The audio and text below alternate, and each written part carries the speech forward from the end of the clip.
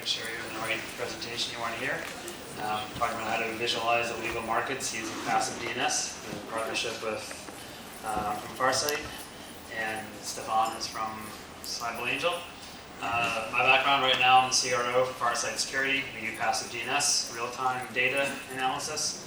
I've been doing privacy and cybersecurity since about 2003, and before then, I have nicknames which I won't quite tie for law enforcement here.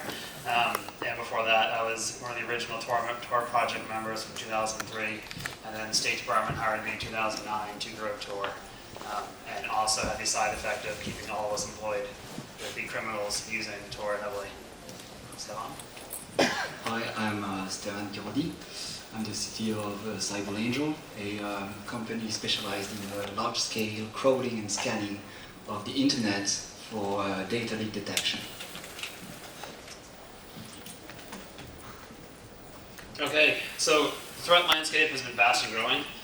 This is just a snapshot of breaches alone and the size of the breach over the past 11 years.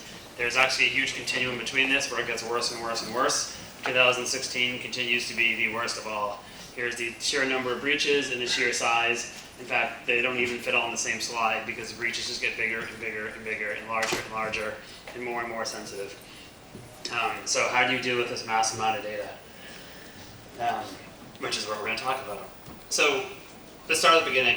What did we do? So passive DNS, or just DNS in general, I'm assuming everyone knows what DNS is. Most people think it was a solved problem from 1990s. And no one really cares about DNS anymore, unless you're into domain generation algorithms and botnets.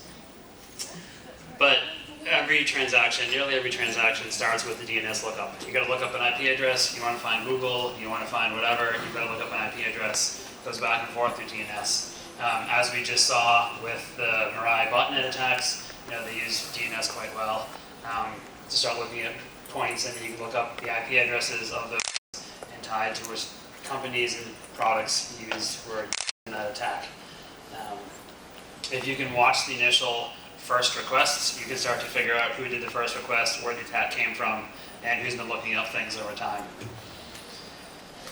Traditionally, this has been done through zonefile analysis. So you register with one of the registrars or the top-level domains. Some of them give out their full zone files. Here's every single host name and domain entry in our zone file. You can get these about every 18 to 24 hours.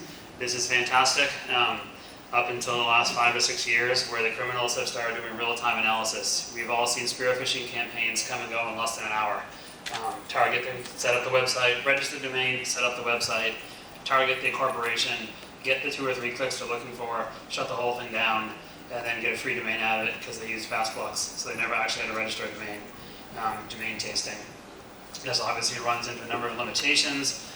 And this also doesn't include the top-level domains, country-level top-level domains, which do not give out their zone files.